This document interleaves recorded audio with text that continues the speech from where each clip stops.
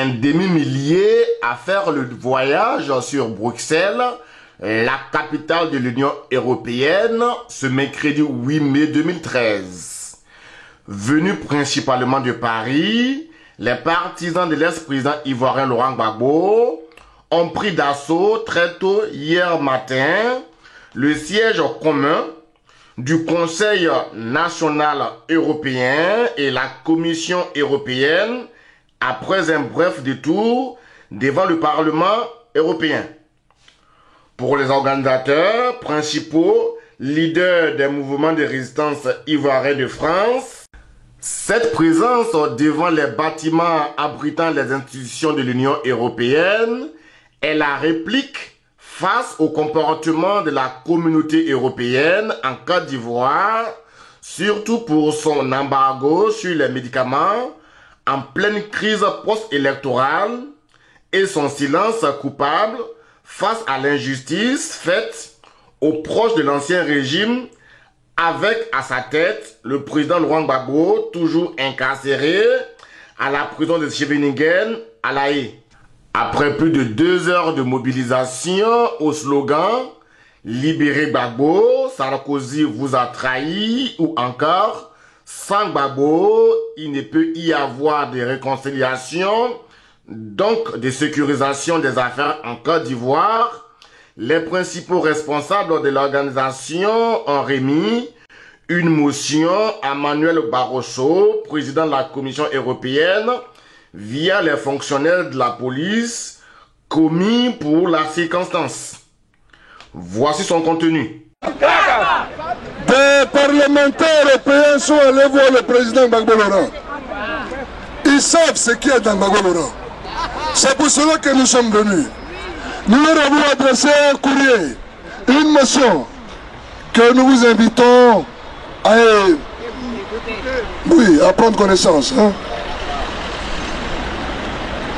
Donc, motion à l'intention du Parlement européen et de la Commission de l'Union européenne. Honorables parlementaires, mesdames et messieurs, nous, Ivoiriennes et Ivoiriens de toute région et de différentes obédiences politiques et religieuses, nous, Africains de différentes nations et de différentes sensibilités, nous, associations de défense des droits humains et partis politiques, nous, hommes et femmes de différentes parties du monde qui aiment la Côte d'Ivoire et qui croyons en la justice. Considérant la situation sociopolitique de la Côte d'Ivoire et conscient de la conspiration internationale conduite par la France contre la démocratie, la paix et la justice en Côte d'Ivoire. Nous sommes ici aujourd'hui devant la Commission européenne, non loin du Parlement européen, comme un seul homme.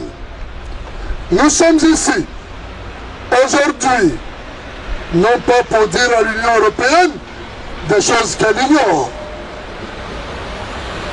L'Union européenne sait ce qui s'est passé et ce qui se passe en Côte d'Ivoire.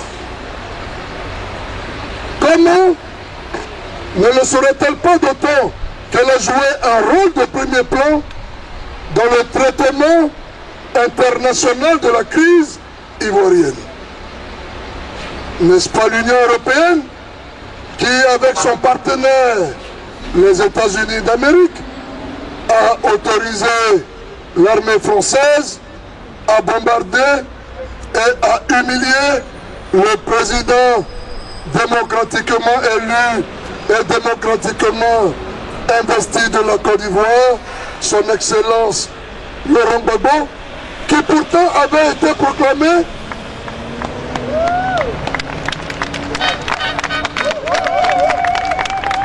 par le Conseil constitutionnel, garant de la souveraineté du peuple ivoirien et juge suprême en matière électorale en Côte d'Ivoire.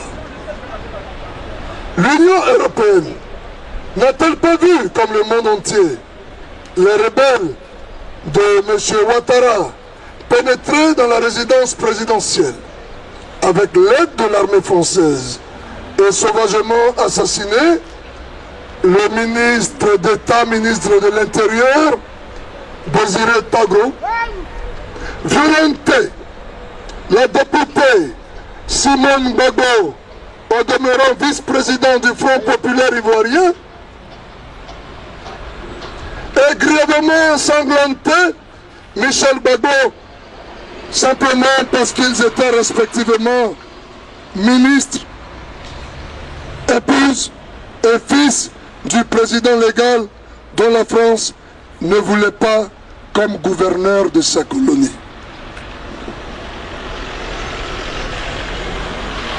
Après le bombardement, l'Union européenne n'a-t-elle pas vu les cadavres de jeunes Ivoiriens qui avaient formé un bouclier humain pour essayer désespérément de dissuader la fausse licorne qui du reste n'en avait rien à faire de leur bouclier? Pendant qu'au pire moment de la crise post-électorale, les populations se débattaient pour survivre, l'Union européenne n'a-t-elle pas mis un embargo et interdit le déchargement de médicaments et produits pharmaceutiques destinés à ces populations dont on disait que la protection justifiait les bombardements? Ce faisant, l'Union européenne n'est-elle pas allée trop loin en usant de moyens de pression aussi criminels et humainement inacceptables, dont le seul but était de laisser mourir la population et obliger le président légal à céder la place à celui que la communauté dite internationale et la France avaient choisi? Aujourd'hui, l'Union européenne n'est-elle pas complice du silence coupable de la CPI qui cherche désespérément des preuves de crime contre le président Laurent Gbagbo, tandis que les preuves troublantes et évidentes de crimes de la part de l'armée des chasseurs traditionnels dits d'Ozo de M. Ouattara sont déjà constituées et déposées sur la table par l'ONU, Amnesty International et Human Rights Watch. L'Union européenne n'a-t-elle pas ses rapports sur son bureau? Ces rapports qui révèlent les crimes et les violations de toute nature dont s'est rendu coupable ce régime sanguinaire et tribal dont l'armée des chasseurs traditionnels appelée Dozo ne répond à aucune norme internationale et dont la seule mission est de tuer et d'éliminer tout opposant aux démocrates d'une autre espèce que la France a imposé au peuple ivoirien? Malgré la dénonciation, avec des preuves irréfutables de crimes de toute nature, perpétrés par ces bandits et leurs chefs, l'Union européenne ne se satisfait-elle pas de timides condamnations, de principes sporadiques, comme si cela constituait la seule punition que ces ignobles personnages méritent? Alors, nous sommes ici, non pas pour dire des choses honteuses que l'Union européenne sait déjà depuis le début jusqu'à ce jour. Nous sommes ici, aujourd'hui, pour dire non. Pour dire non. Pour dire non à cette conspiration contre le peuple ivoirien et son président immoralement déchu et maintenu en prison. Nous sommes ici aujourd'hui pour demander à l'Union européenne et à la communauté internationale, cette organisation sans visage, de mettre fin à ce mensonge grotesque qui n'a fait que trop durer. Nous sommes ici aujourd'hui pour demander à l'Union européenne et à la communauté internationale d'intimer l'ordre aux dictateurs qu'ils ont imposés au peuple ivoirien de libérer immédiatement tous les prisonniers politiques détenus arbitrairement et torturés au vu et au su de la communauté dite internationale. Nous sommes ici aujourd'hui pour exiger avec la plus grande énergie et la plus grande fermeté la libération immédiate du président constitutionnel de la Côte d'Ivoire, M. Laurent Gbagbo, de sa famille, Simone Gbagbo et Michel Gbagbo, et de tous les prisonniers politiques détenus arbitrairement en Côte d'Ivoire.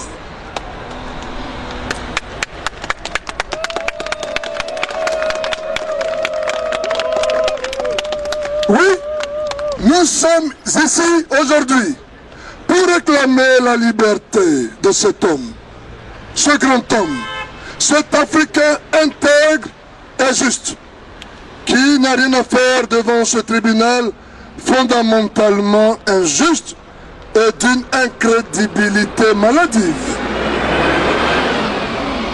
Ce tribunal qui n'est pas en place pour servir les intérêts des droits humains, mais plutôt pour servir les intérêts des grandes puissances occidentales et soumettre les peuples les plus faibles au dictat de leurs immenses économies, se nourrissant du sang de l'Afrique, tels des vampires, et de leurs terrifiantes armes et autres machines tueuses. Nous sommes ici, aujourd'hui, pour poser une question que la Cour internationale qui recherche les responsables de crimes de guerre et de violations des droits humains n'a jamais posée. Cette question est: lorsque l'Union européenne a mis un embargo sur les médicaments pendant la crise, combien d'Ivoiriens sont morts par manque de médicaments et de soins? Et qui est responsable de leur mort? Pour finir, nous sommes ici aujourd'hui pour aviser le Parlement européen et la communauté internationale qu'en l'absence de satisfaction à notre exigence, nous n'attendons pas à en rester là. Nous userons de tous les moyens pacifiques et légaux pour contraindre la France,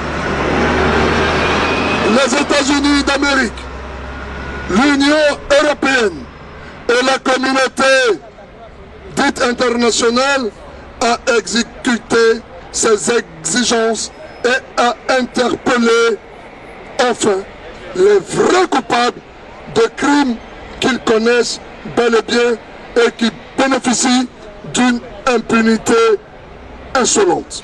Les vaillants se ont relevé ta dignité. Ô fichère Côte d'Ivoire, fiers artisans de ta grandeur, tous rassemblés pour ta gloire, te bâtiront dans le bonheur. Les moyens, le pays nous appelle. Si nous avons dans la paix ramené la liberté, notre devoir sera d'être un modèle d'espérance. Les partisans de Laurent Gbagbo, qui ne semblent pas être crispés, par l'attente du verdict de l'audience de confirmation des charges retenues contre leur champion, verdict prévu d'ici au 28 mai prochain, sont encore et toujours déterminés à faire le pied de grue partout pour faire entendre leur voix auprès de l'opinion internationale.